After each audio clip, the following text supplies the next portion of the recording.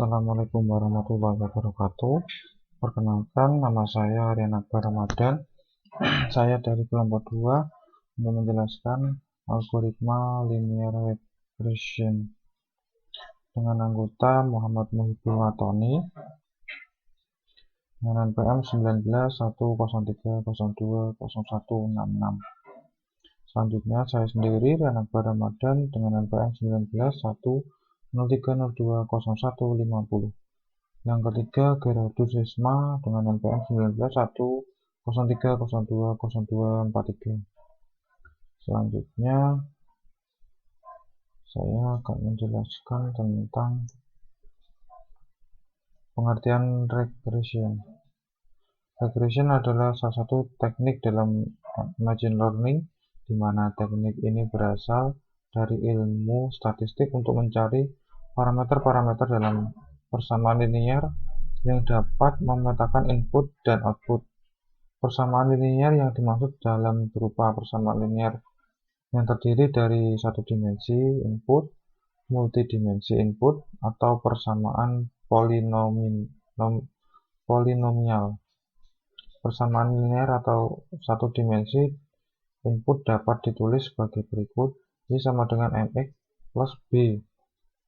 Yang pertama, persamaan linear multidimensi input dapat ditulis sebagai berikut: Y sama dengan m1 kali 1 plus m2 kali 2 plus tersebut plus mn xn plus b. Sedangkan persamaan polinomial dapat ditulis dalam bentuk umum sebagai berikut: Y sama dengan mn x n plus mn dikurangi 1x n kurangi 1 plus dalam tersebut plus m1x plus b. Yang ketiga, apa itu algoritma linear regression? Linear regression atau regresi linear adalah suatu regresi linear yang dapat digunakan untuk mengestimasi atau memprediksi hubungan antara dua variabel dalam penelitian kuantitatif, di mana regresi linear ini mampu membuat satu asumsi tambahan yang mengkorelasi antara variabel independen dan dependen melalui garis yang paling sesuai dari titik dari data garis lurus. Artinya, bukan kurva atau semacam faktor pengelompokan. Dan menurut Sugiono 2011, regresi linear sederhana adalah regresi linear yang didasarkan pada hubungan fungsional ataupun kausal satu variabel independen dengan satu variabel dependen.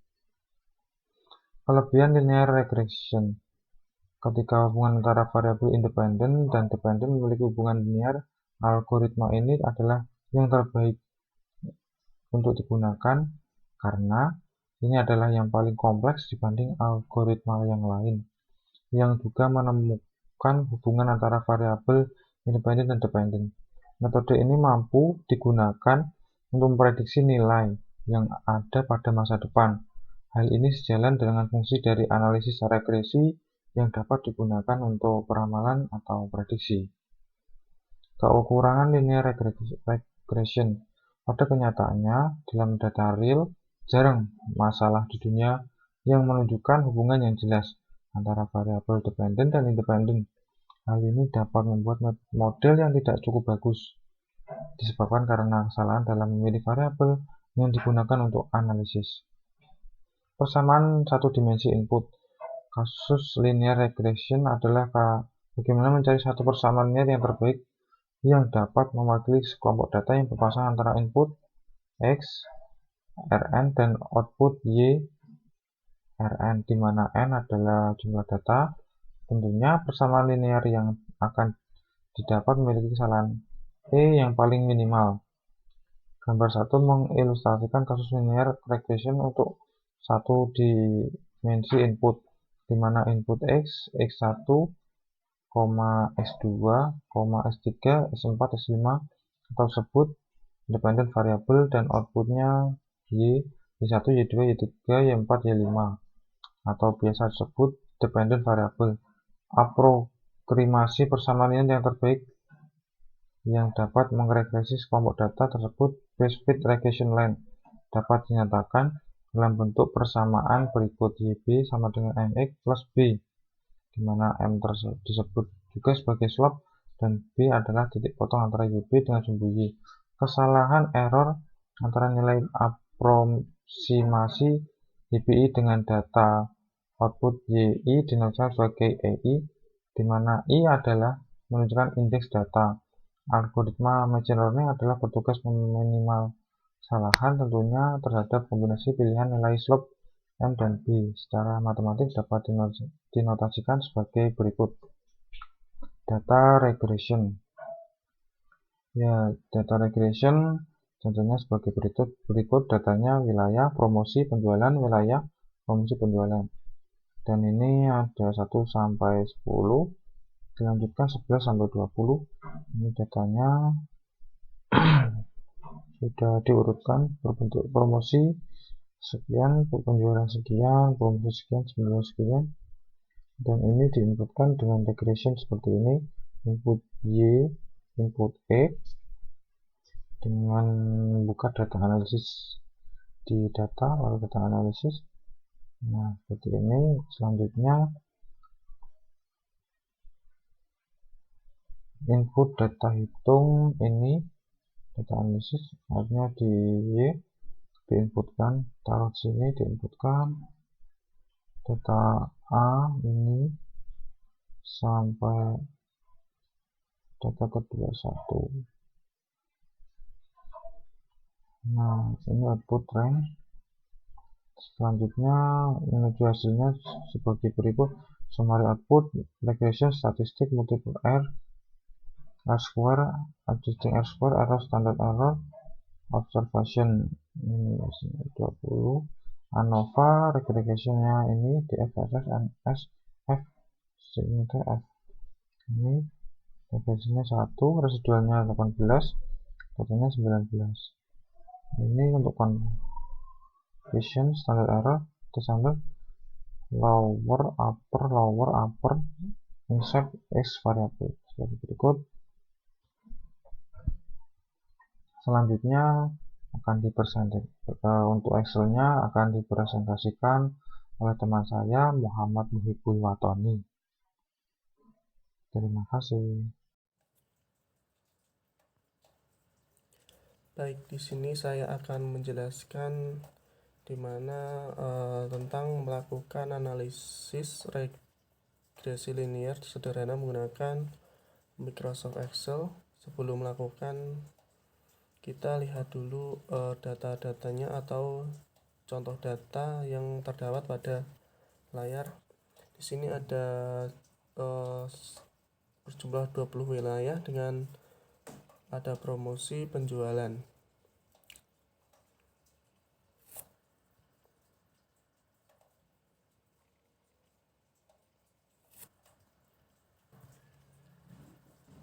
Di mana di wilayah yang pertama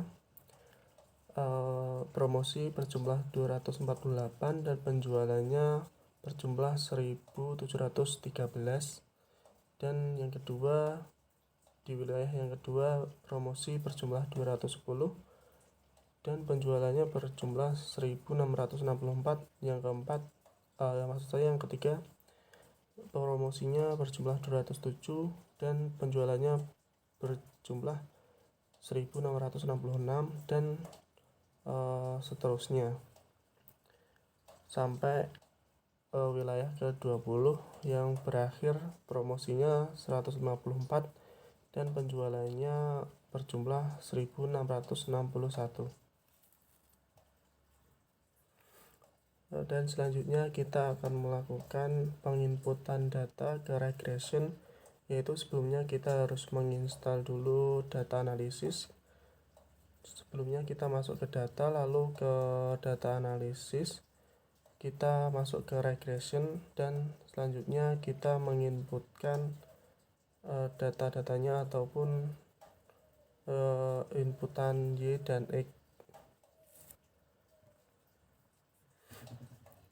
Dan selanjutnya kita akan menginputkan data dengan dugaan bahwa variabel promosi sama dengan predikator yaitu sama dengan X, dan variabel penjualan sama dengan respons sama dengan Y. Jadi kita akan menentukan lokasi output regresi yang diinginkan.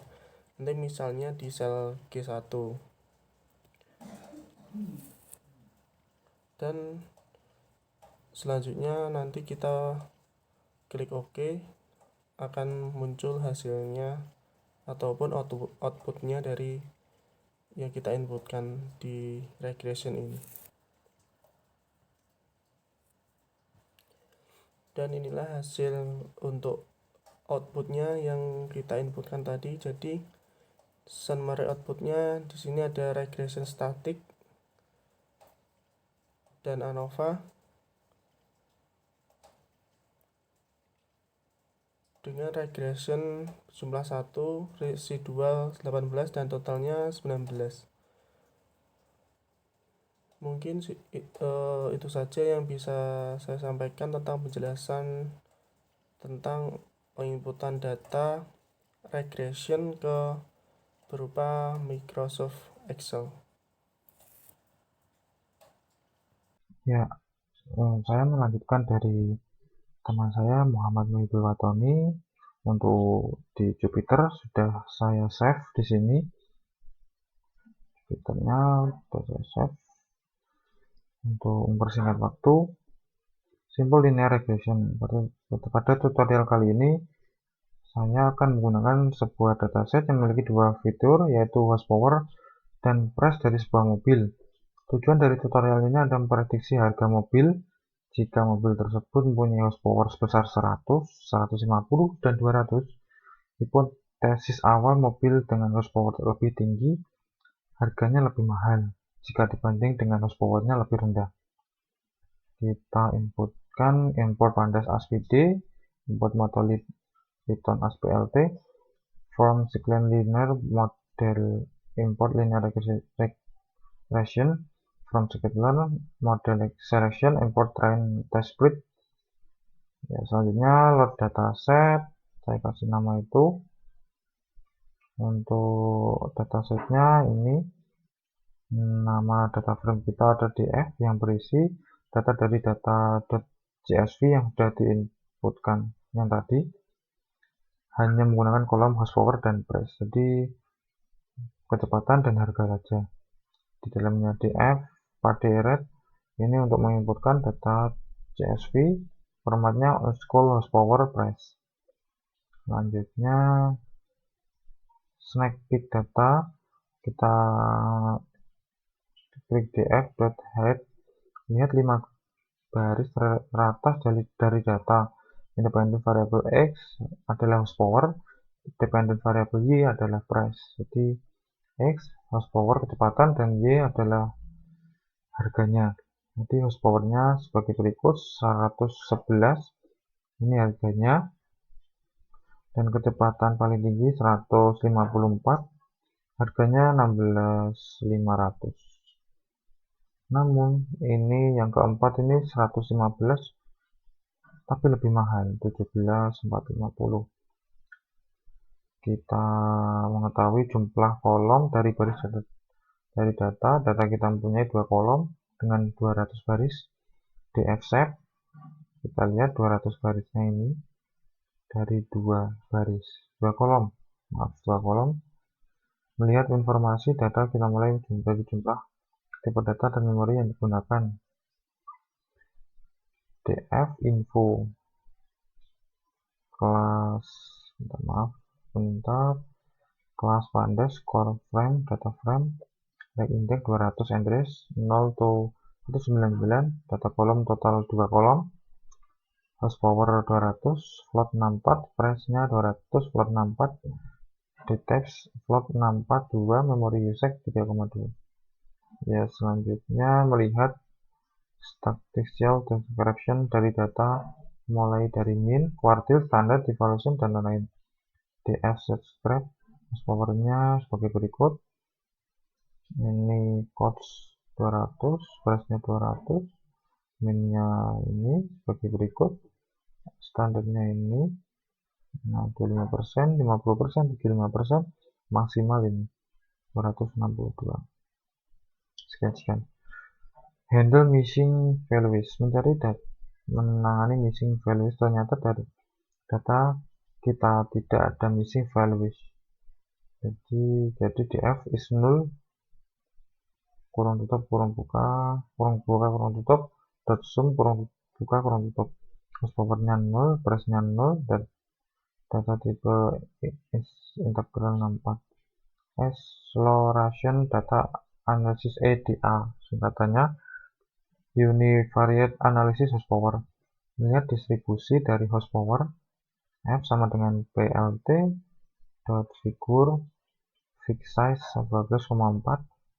F adalah edge support 121, df dash power plot is KDE, F add surplus 12,2 with box plot df dash power plt dot show. Ini untuk datanya, dan ini datanya menunjukkan ini 100, yang 100 turun lagi, ini 200-nya sangat sedikit, dan sampai 300-nya sangat sedikit untuk CD senti, dan ini maksimalnya. Ini dapat dilihat bahwa desenti dan horsepower paling tinggi dinilai 100. Distribusinya hampir mirip dengan distribusi normal, namun persebaran data kurang merata, memiliki standar diferensiasi yang tinggi. Selanjutnya, univariate analysis price, melihat distribusi dari price. Untuk ini FLT size 12,4, F add support 1,2,1, DF price plot KDE C EG, F add support 1,2,2, PLT plot DF price PLT show. Dan seperti ini desentinya dari paling tinggi adalah sama kayak seperti tadi 100, ini 10.000,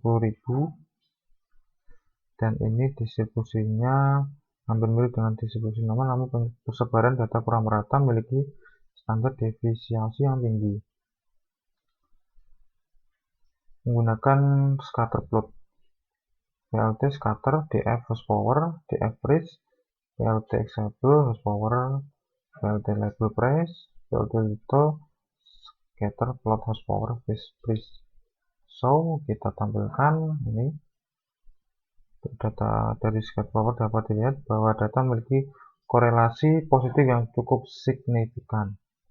Hal ini berarti dengan bertambahnya nilai dari horsepower, maka nilai price atau harganya pun akan bertambah. Ini horsepowernya semakin tinggi, maka harganya juga semakin melambung atau naik. Mengetahui nilai korelasi dari horsepower dan price.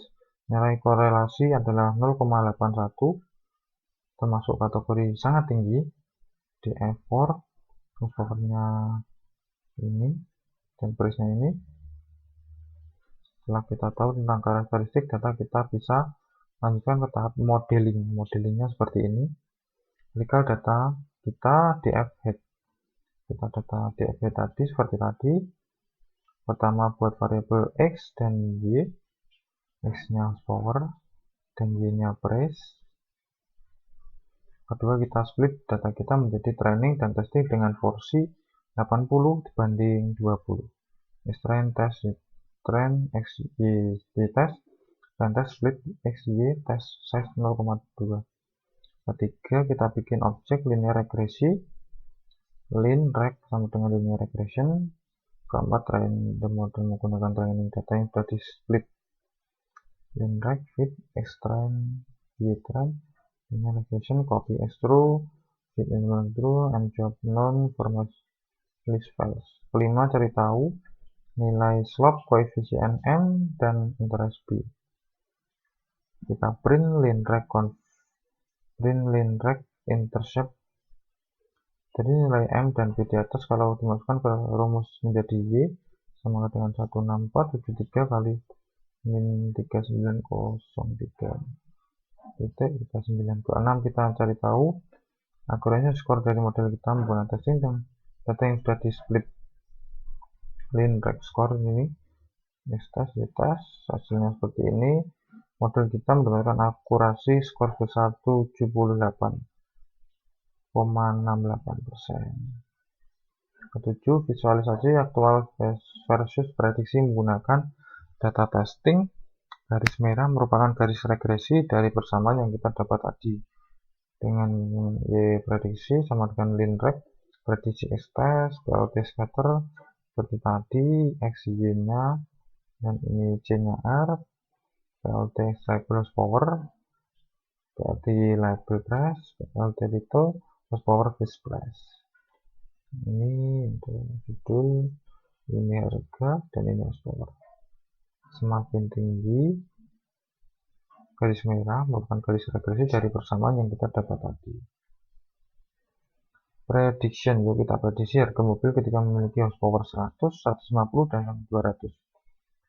Dengan prediksi horsepower 100, linreg 100, array ini dengan harga segini, harga mobilnya, prediksi harga dengan horsepower 150, horsepowernya dengan harga segini, prediksi harga mobil dengan horsepower 150 ini prediksi dengan horsepower 200, harganya segini. Dengan melihat prediksi di atas, dapatkan bahwa hipotesis awal kita memang benar, yaitu mobil dengan horsepower 200 memiliki harga yang lebih mahal daripada horsepower yang lebih rendah. Sekian presentasi dari saya, Danang Ramadan. Kurang lebihnya saya mohon maaf. Wassalamualaikum warahmatullahi wabarakatuh.